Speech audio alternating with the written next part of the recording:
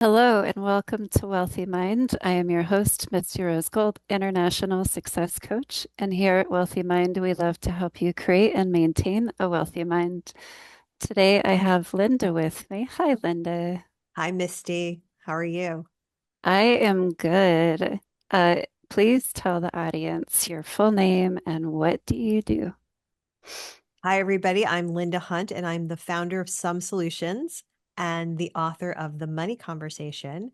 And really, what I do is I help business owners figure out the underlying conditions in their business that is creating the experience that they're having. And I come at it through the financial lens. So I come Mm, at it through helping people get comfortable not only with their numbers but with recognizing symptoms that are causing pressure in their business. I like this topic. This is going to be so much fun.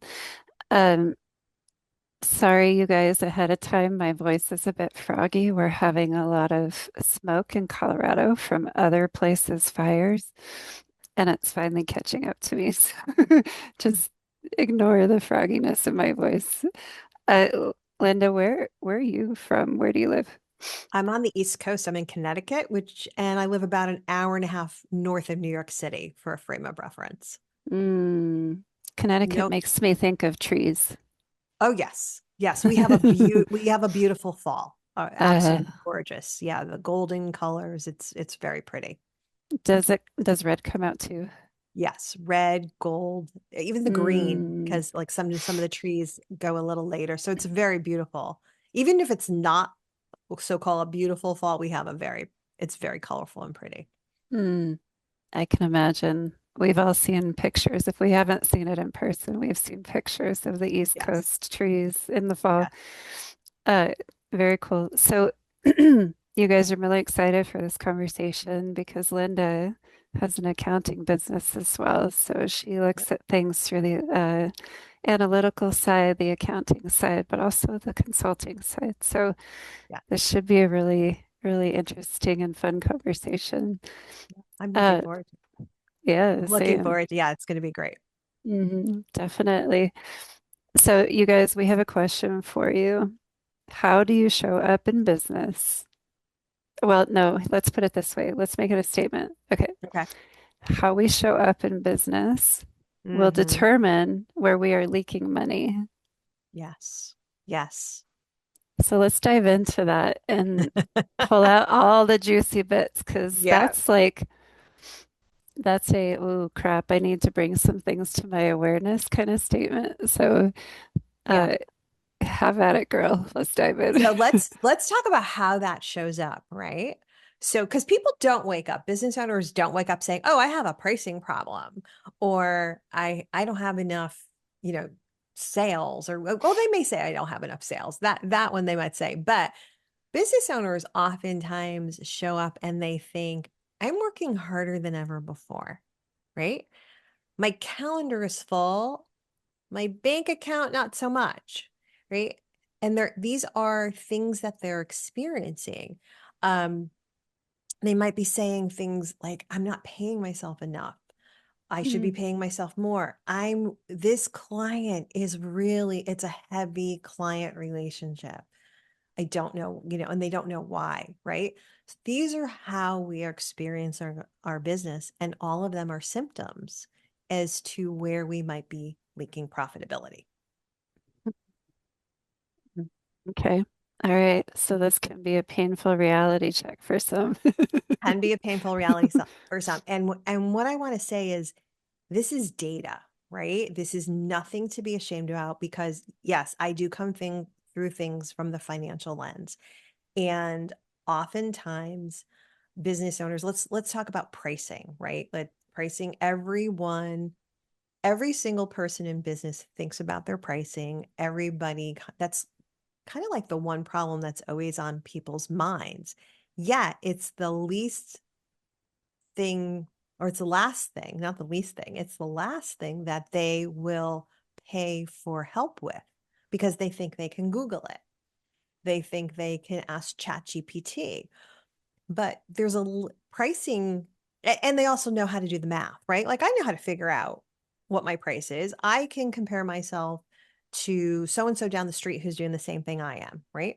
But there are so many differences. And the symptoms that come from pricing pressure, right, are you feel like you're, oh, you've got that high touch client. And that high touch client is taking a lot of your time, which is making you feel drained. And oh my, that inbox dings, you see their name or you see their name on your phone and you don't want to answer it. That's data, right? So Mm, it's a price. So sometimes it comes in through the pricing lens, but that's the pressure, that's the symptom. Okay. And I every, love, sorry, I'm like that's okay. boundaries, boundaries, we need Exactly. boundaries. Yes, boundaries. And so this is data, and I want everyone to know that we aren't taught this, right? We create the experience in our business. The way we show up in Mhm. our business is creating the experience that we're having and also the experience that the client's having. We often focus on the experience that the client's having so that they have the best experience. We're leaving ourselves out of that equation. Ugh. So, right? Eh. Yeah. You're like, yes. Ugh. That's not how my business is run. So, ugh. And we can create a business that supports our own that supports our experience, right? That doesn't have to feel heavy. That doesn't have to, we have a super full calendar and yet there's a disparity in our bank account. Like you're working super hard, but it's like, wait a minute, it's not showing up here and I'm not spending money. So, Mm, so the point I didn't finish before is I just don't want people to feel shame around this because mm, mhm, it's not shameful. We are just not taught this. And I hope the other thing that people walk away from with this today is that there are reasons and there are excuses, right? There are reasons why maybe we don't do something. You might have had a family emergency and it kept you from, showing up in your business or doing something. That's a reason. But if you say, I'm going to look at my pricing, I'm going to look at my pricing and I'm going to raise my rates, and it's 3 months later and you haven't done that, that's an excuse, right? So it's just about understanding who you are and how you're showing up and kind of, yeah, going behind that a little bit. Well, okay, now it's become an excuse. Why am I not raising my rates? mm, Maybe you don't know how to do that. Maybe you're afraid the money story is playing out in your mind a little bit. You're saying, well, who am I to raise my rates? Or you're worried about what the client's going to think if you raise your rates. You're worried about if the client's going to leave you. You're worried about rocking the boat. mhm. And all of that is tangled up in, I'm Italian, so I talk with my hands, just so you know. Yeah, no worries, no worries. Bring it on. um, but all of that's tangled up in the fact that we don't have a structure. So that's one of the pillars that one of the ways that I look at the underlying conditions. We need structures in our business that hold us up, not us holding up the business. When we Mm, hold up the business, that creates conditions where makes the business heavier and harder to come back to every single day. mm. Wow. You're touching on so many points that are like little soapboxes for me. So explain the difference between holding up the business and Yeah. what else? Holding up the business versus you holding up the business versus the business holding up you. Now let's talk more about that, please. Yeah. So I'm going to use a personal story. When I first left, I'm a corporate dropout. I right? Corporate dropout. Enough said there. But anyway, when I first started, trying to get clients and get business, I was my voice would shake when I had to state my rate. I was okay Mm, with being able to tell folks about how I could help them and all the things that all the things that I was seeing in their business and how I could help them. And then I would avoid, right, the part where I had to tell them how they needed to pay me. And then mhm, when I did, my voice would shake. And when your Wow. voice shakes, that's kind of like a doorway, right? People know you're nervous. It's energy, right? Like we Mm. all know when you walk in a room, if that room's stressful or if that room's happy, you know. Mm. And Energy it is would the first handshake. energy is the first. I love that. That's wonderful. May I use that? Uh-huh. Thank you. Energy is the first handshake. And what that kind of did and a couple of times I actually when my voice wavered and I was in you're in a negotiation phase. The person pounced a couple of times and I ended up conceding things that I did not want to concede. So I ended up creating Mm. an uneven relationship, right? So Mm. here, that's me. Okay, that's an example of me holding up my business. And in a couple of different scenarios, I'm thinking things and I'm reacting on the fly. How you have your business hold you up is when you create the process or the container to hold you. So, one of the very first things I did was I started writing out the scenarios that were happening where I was feeling very uncomfortable. And I started creating these scripts. And this is what I talk about in my book, The Money Conversation. It actually is my lived experience of having difficulty raising rates and asking how to get paid and all that things. And here's the thing I want everyone to know. And I'm an accountant, right? I'm a numbers person, and yet I still have difficulty with this. So it's not taught. Mm. That Um, makes complete sense to me because of course. your relationship with money can be different from your understanding of how it works. Absolutely, Hmm. 100%. And everyone has a relationship with money that has all kinds of limiting beliefs that we don't even know are limiting beliefs. They're just things we've grown up with and we've kind of assimilated as being the norm. But let's get back to having your business holding you up, right? So Mm-hmm. you need a process, you need a container that you follow steps one, two, and three. So for me, it was having the conversation, right? Talking to the client still about all the things that I could do to help them and the transformation. And then it was stating my rate or stating whatever the project fee was going to be, and then being quiet. That was my step, right? Be quiet. And I had to I actually did something physical where I pressed my palm so that I remembered, or you bite your tongue, because I needed to regulate my nervous system. Mm. Right. And I didn't even know that's a buzzword now. It's a thing that everyone talks about now, but back then I didn't realize what I was doing.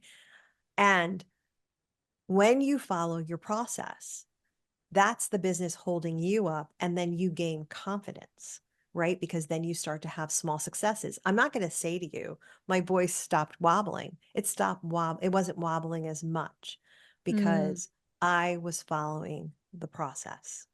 And the Mm. process is there to support you. And guess what? My success rate started to go up. I started closing clients. I started giving away less. My boundaries got stronger Mm-hmm. Woohoo! because right. And it is. And boundaries, that's kind of synonymous with profitability leaks. Every single thing we do in our business Mm. affects profitability. It's not just your numbers. It's not, accounting is history. What we're doing in the business, the actions we take every single day, that is what I call financial operations, right? So whether Mm. it's being on a podcast and me talking with you and somebody hearing this down the road, that's I call that financial operations. It's the action, right? That Yeah. may show up in my numbers some way, shape, or form down the road, and it probably will, Yeah. A and it year will. from now. Right, exactly. But every single thing is financial operations. So, you doing 5 reach outs a week or having 5 conversations, that's if your process there is all of your financial operations. And when you have those little processes that you consistently follow, that is how you shore up those profitability leaks. But Mm. Another word that I love, consistency. It's consistent, one of the keys to success in anything is consistency. So, absolutely. like the consistency of our podcast creates great success with it and with our guests. And Right. it's fantastic. I love that. consistency in business is how I've built my empire over decades and just continuing to show up. And I know it's one of the most unsexy words, but we need to figure out a way to make it super sexy because You're right. I can tell you your success or failure rate based on your consistent behavior. I love that. I love that. That is so true, though. Absolutely. So I actually have a question for you because Sure. I run into this a lot. You know, with the work that I do, we are, oftentimes someone will come to me, right? And they'll be like, I can't get my month end close, right? I can't see my numbers. And I know enough that there's something else going on and I'm digging down and I'm uncovering what business condition is existing, right, to prevent that from happening. hmm That's one part of the equation. But the other part of the equation that I deal with hmm is the readiness, right, of the owner to be able to see that because there is some I'm going to use the word shame, but I'm not exactly sure that's it. But there is this I'm the owner of my company, I'm the visionary of my company. I should know this. And there is some embarrassment that they don't. But hmm the key for me is, and I can intuit this, hmm whether or not they're ready. Because if they're not ready, I don't want them to hire me because I'm not going to be successful because it's mm not going to have the level of the transformation that I know I can provide for that company. mm So, would hmm you call that? So my ultimate long way of getting to hmm is that another form of consistency or is that something else? So, with my understanding of people and how we work with the business, uh, the phrase that pops up for me is avoidance of truth. Avoidance of truth. Yeah. Uh-huh. Avoidance Because of truth. that is a huge part of the fight or flight programming. Yeah. When people are in fight or flight, which the majority of the population is in fight or flight at some level, Mm-hmm. when fight or flight is constantly activated, avoidance kicks in and people avoid themselves and the truth like the plague. Mm-hmm. So the truth can be very painful, but we're also not judging it. We don't want to create shame around the Correct. avoidance because shame does not serve anybody. It Right. doesn't help the process whatsoever. This is just data points. It's collecting information without judgment. So most people will catch themselves in an avoidant behavior because they're in fight or flight. Fight or flight wants us to run from everything that causes discomfort. So Yes. that is my answer to it right now. Yeah, no, and that is yes, that totally that's resonating. And I was just curious as to what you would call it because I didn't actually name it, Mm-hmm. but I can feel it. And I Mm-hmm. was looking at it through the lens of, oh, I'm not going to be able to take them where I know I can. So more of a selfish lens actually, right? And sometimes I won't work with a client because I know that resistance is there, right? Yeah. And we're not Mm-hmm. going to be able to get around it. All right. But we can. So Yeah. there's a lot more of that resistance this year because Yes. the unknowns have increased exponentially through different events. So this is something that I'm teaching everybody this year is we can address that. We can go for what is causing some of this behavior, and fear is at the root of it, right? So fight or Yes. flight is encouraged by fear. So fear is at the root. So we're not going to pick on fear directly. We're going to call it hypervigilance. Yes. And that hypervigilance can keep people in a state of mind where they're always guarded, they're always on edge, they're always looking for the next shoe to drop. Yeah. It shows up slightly different in men versus women because most men Yes. have that hardwired protective mode. So the hypervigilance shows up different there. So that's the conversation that's really breaking through with people right now Yeah. is if you don't know what hypervigilance is, it's not a good thing. So FYI, not a good thing. Not a It good thing. it marries with fight or flight, it marries with Mm-hmm. PTSD, with Mm-hmm. extreme stress and anxiety. So Yes. hypervigilance marries with all of those different mental symptoms. Yes. It's not a good thing. So research it, research what does hypervigilance mean? how does it show up in men versus women, whatever it is that you need to research. But please dive into that and start gaining more data points and awareness and clarity in your conscious mind about how you're showing up in life and that hyper awareness. Mhm. There's something that happens when you start to see it from that place of research and understanding what's happening to you and Yes. what these deeper programs are, then it gives you the ability to start breaking them. And Right. that's so this is the common consensus with most business owners right now is the top of my funnel is full, but no one's converting. And it's because we need to go straight for the jugular, which is the fear component. And the fear shows up right now as hypervigilance. Right. Right. That can also keep people from changing anything because if you're in a constant state of being on guard, hypervigilant, any amount of change is going to be highly disruptive. Yes. Yes. And And go ahead. they're trying to avoid that change at all costs because it's like one more disruption might send them over the edge. Yeah, you're right.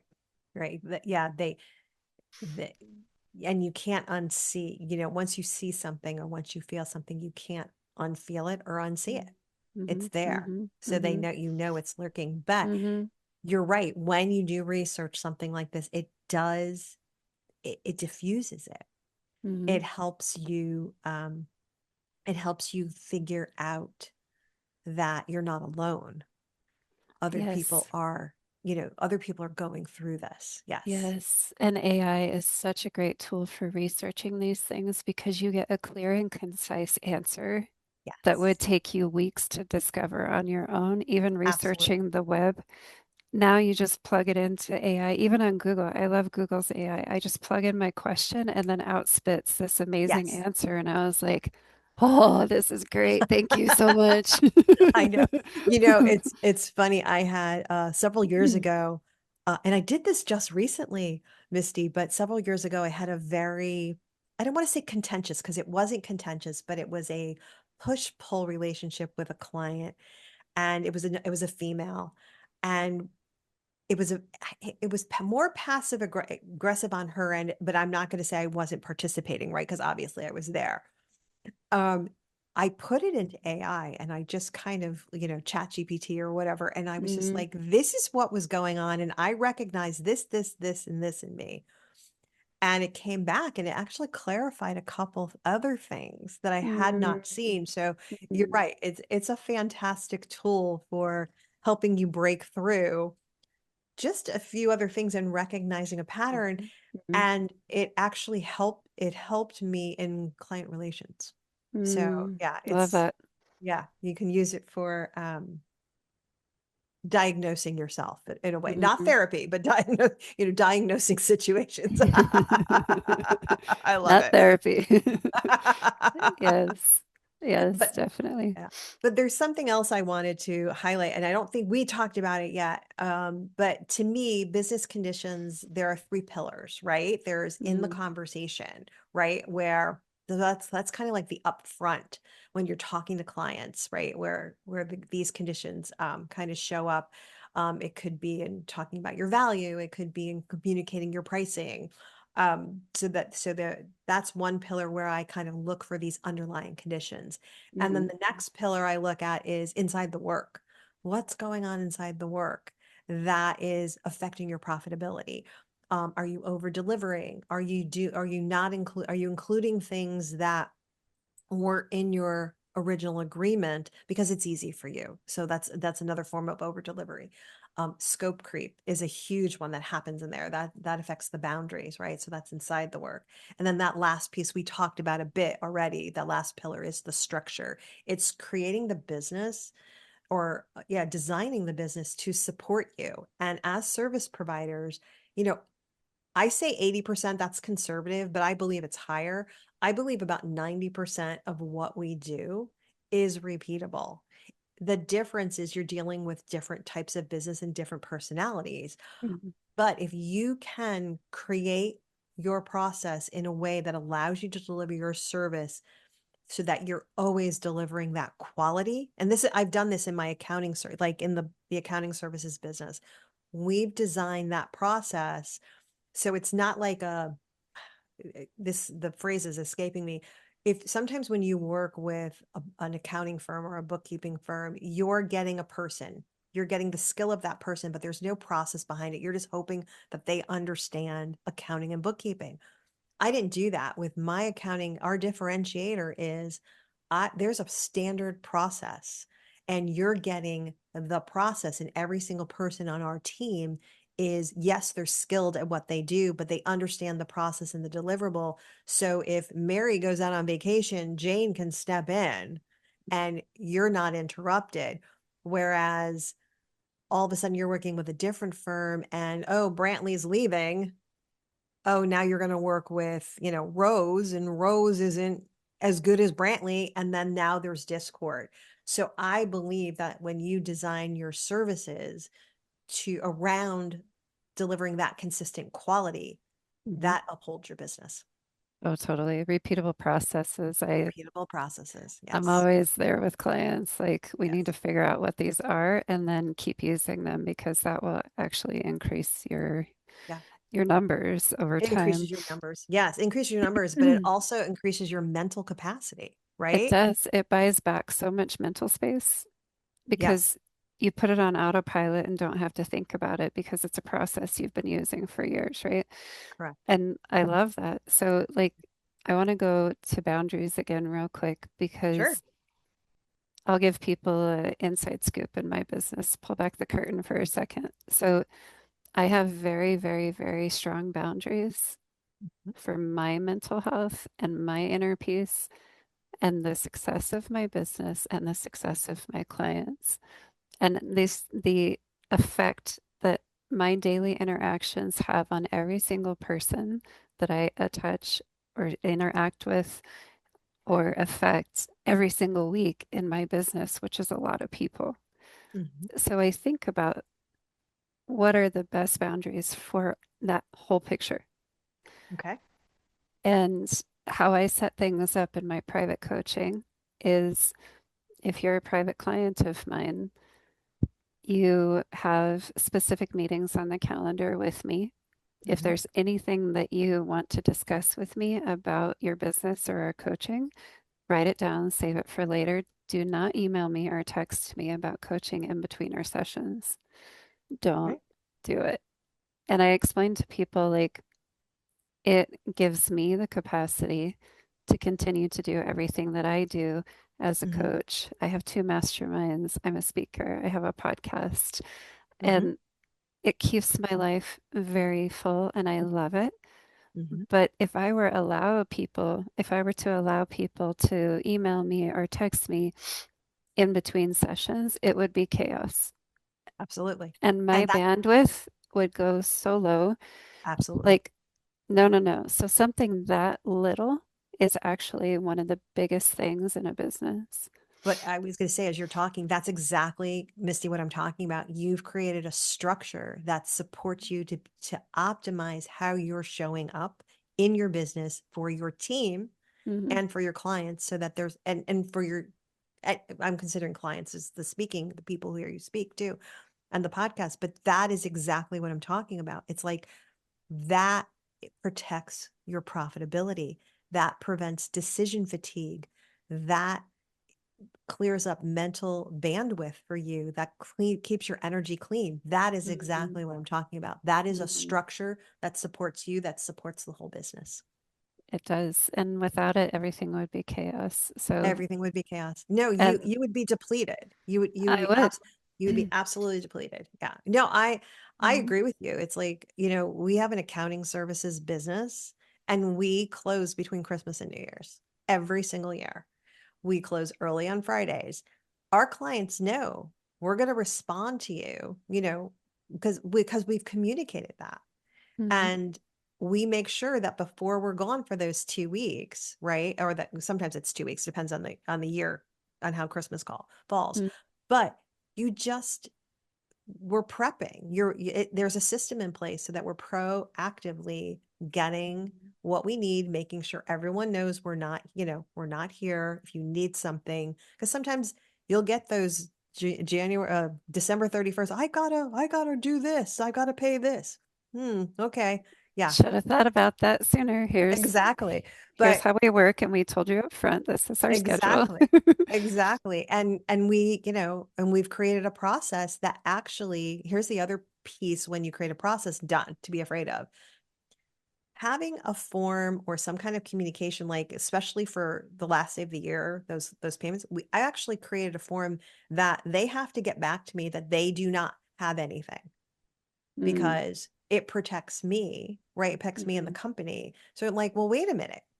You said you didn't have anything. And I'm not trying, you're not trying to be hard or anything like Uh, that, but it's boundaries. the It's word I hear is asshole. So, well, I didn't want to, I'm like, this is probably a clean podcast. no, it's not.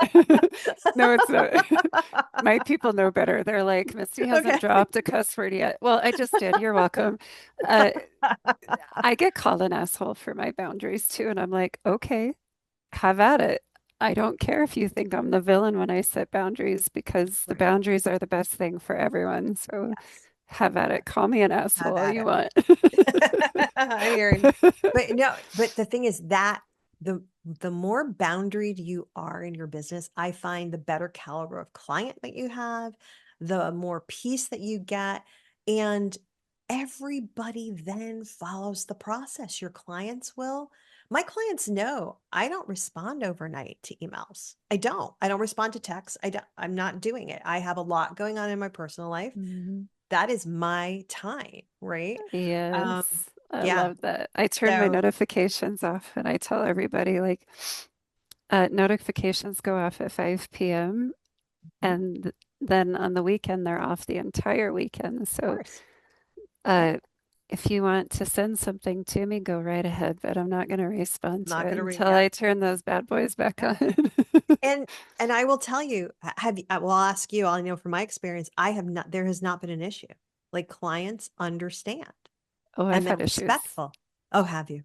I've had Okay. issues where Yeah. I had to fire a client once because she kept like I have clear communication up front with people. I tell them how I operate. This is what Yeah. I want from my clients, and everything I do is built on trust and respect, and it goes both ways. If it doesn't, we're going to have issues. So she knows all this and persists But thought in she was the sending exception. me, she persists in sending me coaching text messages. And I told her, I said, you know my rules, you know my boundaries, don't do this. And she did it again. And I told her, I said, here's my rules and my boundaries. I'm going to have to fire you. Yeah. Yes. And I, she's like, well, your coaching style doesn't work for me. I need somebody I can talk to all the time. And I was like, that's not coaching. no, Good that's luck. enabling. Good luck Yeah. finding a coach that is going to be willing to let you send them all of these messages that are unsolicited, they're unpaid. Like Profitability leak right there. they're not paid. Right. So like you have appointments on my calendar, but yet you're expecting more of my time, and my time is very precious. So you're not paying for that, nor is that part of my business model. If you find a coach that wants to talk to you every day and you're paying for it, have at it. Have at it. Exactly. But But right it, there, you just demonstrated what by if you did respond to those, that is a profitability leak, because what you've done is you've reduced the value of what you're being paid for your services. in addition to that, if I would have allowed her to do that just to keep the client, guess what? She's now running my business instead of me running it. Absolutely. And that's a Absolutely. no-go in my world. I'm Yeah. like, you're not going to tell me how to run my business. No, Yeah. I no, know. no amount of money is worth that chaos. No. No, not at all. I mean, that's why I left corporate. I mean, corporate, I used to get hit with it's 5 o'clock, 5 p.m. And it's like, oh, well, you have to be on with Australia tonight. I'm like, what? Yeah. And you have to be on this call, 1 a.m. our time. I'm like, yeah, no, I don't. Yeah. Talk about Mm-mm. boundary crossing, right? Whoo, that Talk sets about off. boundary. Whoo, my Sagittarius fire is through the roof right now. I'm like, oh, let me at him. I will tear Right? them to shreds. Yeah. But Wow. I write about in the book though, I had a very high touch client. Everything was an emergency. Every email was prefaced with this is very, very important. That was the first sentence in Mm, every email. And I was like, yeah, there is the person who cried wolf, right? mm, So it's important for us service providers to have those standards and those boundaries. That is step mm, one in mm. ensuring that you don't have profitability leaks. Yeah. And you And know, bravery. You have to have bravery to implement this. I yes, understand the questions, the fears, the what ifs, the doubts that yes, come up when having to enact all of these boundaries and yeah, communicate in this way. And you do have to push through those fears. It takes a lot of bravery. So I'm not going it to does. underplay No, how much it requires from us to function this way. it does. And that's another reason why, like, one of the very first, things for me was having scripts, right? Mm, So that I could rely on the words because I'm better writing, right? mm, Like I can mm, speak and I can have a conversation, but when I'm put in a fight or flight situation, my mm, brain goes blank, mm, right? And my mind's racing and I'm panicking and I know I have to respond and I feel like I'm having to defend myself. And I know I'm not the only person, right? So mm, for me, the go-to tool was to have go-to phrases. And mm, one of my go-to phrases became, let me think on that and I'll get back to you. And that mm, is perfectly acceptable to not have an answer in the moment. Even if you're negotiating with a prospect, it is okay. Let me think on that. And like, mm. and I practiced it enough that it became natural enough to say, and that's the other trick. It's like, yeah, stand in front of that mirror and talk to yourself about Mhm, those go-to phrases that and I had two or three that I really needed and relied upon. mhm, And and then I found that when you regulate the nervous system and it went down, your mind can think, right? Your mhm. mind can And think you can have stream of conscious come to you and yes, understood in the moment. 100%. That's the Yes. kind of speaking that I do is yes, I have my topic, yes, I have my printout and the outline for it, but it's all stream of consciousness. So, I absolutely adore a peaceful mind. uh, adore. And I still like I have very similar conversations with people on a regular basis because of the scripts that you talked about. Like Mhm. it just, it's a no-brainer. I want to be on autopilot as much as I possibly can. Sure. So I don't need to reinvent the wheel every single week. Yeah. I'll change my pitch if I'm at a networking event based on Mhm. the the networking event itself, based on where we're at in the Mhm. business community. Like I might change those continuously, Sure. but everything else it Is just autopilot. Like the right. conversations are autopilot, and I still have great connections with people because I'm Mhm. asking questions about them, but it makes life easier, it makes business easier, and it frees up Yes. that mental space so that you can have the amazing abilities that are inside of all of us that come when we're Mhm. at peace. So, Yeah. uh, this has been an amazing episode, an amazing conversation. I have so enjoyed it. So, Same. Linda, thank you. I'm just grateful that we've had this time. Thank you, Misty. I've enjoyed it too. I think we could go on for quite a while. I know. I'm like, we got to stop at some point because this could happen for hours. Boundaries, right? Boundaries. Boundaries. Yes. Definitely. So, do you have any closing words for the audience? Any closing words for the audience? Hmm. Yeah, Just to I'm summarize today. yeah, here's the thing. Trust yourself, right? Mm, Put yourself in the equation. You want to create a wonderful experience for your client, but you also want to create that wonderful experience for you. being a business owner is not taught, but it's something that we can learn. And, just by listening to this podcast, I mean, Mm-hmm. I think people are going to walk away with two or three nuggets.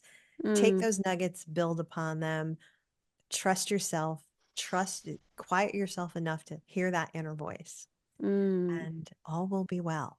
Yes. Trust yourself. I love that. Yes. Mm. Okay. So if people want to get a hold of you or in touch with you, what Sure. is one way that they can do that? We'll Yeah. provide a lot more In the avenues show notes. Yes. in the description, but what is Yes. one way? So one way that they can, I'm going to send you to my moneyconversation.net, Mm. and they can get a free chapter of my book.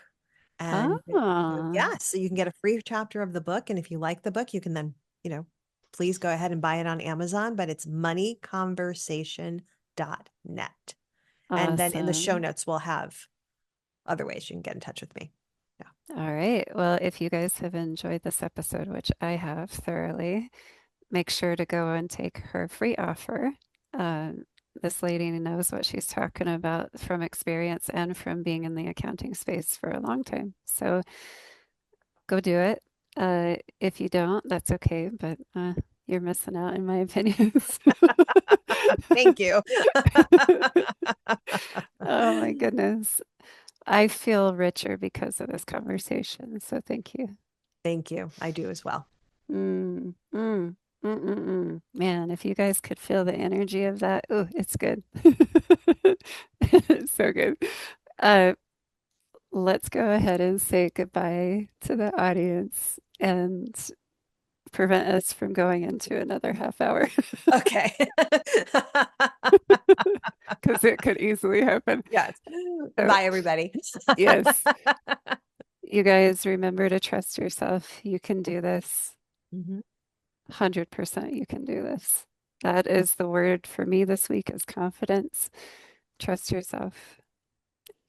You've got this. Thank you for being an amazing audience. We love you so much. We wish you the best success this week and a calm mind so that all of your superpowers can come flooding to the surface. So, Linda, thank you. Thank you, Misty. All right, you guys. Until next time, we will see you soon. Thank you for tuning in to the Wealthy Mind podcast. Please be sure to download the Wealthy Mind app today and make sure to support your local Dress for Success.